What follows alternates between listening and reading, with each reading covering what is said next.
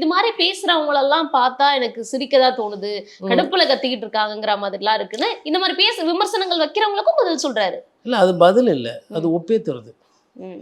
நம்ம என்ன சொல்கிறோம், திமுக மீது கடுமையாக விமர்சனம் வைக்கிறீங்க என்று சொல்கிறீங்க.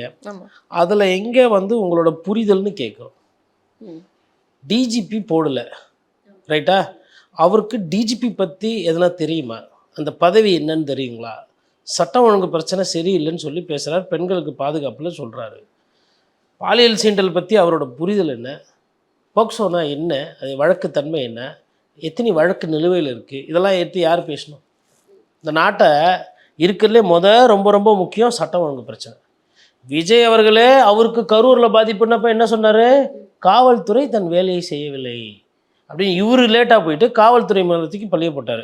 சரி, அந்த காவல்துறையில் எவ்வளோ ஓட்டம், எவ்வளோ உரசல், எவ்வளோ பிரச்சனை, எவ்வளோ பதவி காலம் வந்து போடாமல் இருக்குது, எவ்வளோ பதவி வேக்கண்ட்டாக இருக்குது, அந்த துறையினுடைய பிரச்சனைன்னா அந்த காவலர்களுக்கு விடுமுறை கிடைக்குதா, காவலர்கள் சந்தோஷமாக வேலை பார்க்குறாங்களா, காவலர்கள் சூசைடு எத்தனை பேர் பண்ணியிருக்கிறாங்க இவருக்கு தெரியுமா?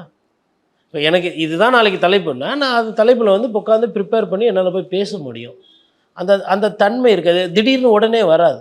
உங்களை நீங்களே அரசியல்படுத்திக்கணும், கவர்னன்ஸ் பற்றி தெரிஞ்சுருக்கணும், கவர்மெண்ட் எப்படி ஃபங்க்ஷன் ஆகுதுன்னு தெரியணும். எதுவுமே தெரியாமல் நான் இவ்வளோண்டு பேசிட்டு நுனிநாக்கிலே அப்படியே 4 அரசியல் கட்சிகள் பேரை கூட ஃபுல்லாக சொல்ல மாட்டேன், பேசிட்டு நான் போயிடுவேன், நான் முதலமைச்சர் ஆகிடுன்னு சொல்கிறது.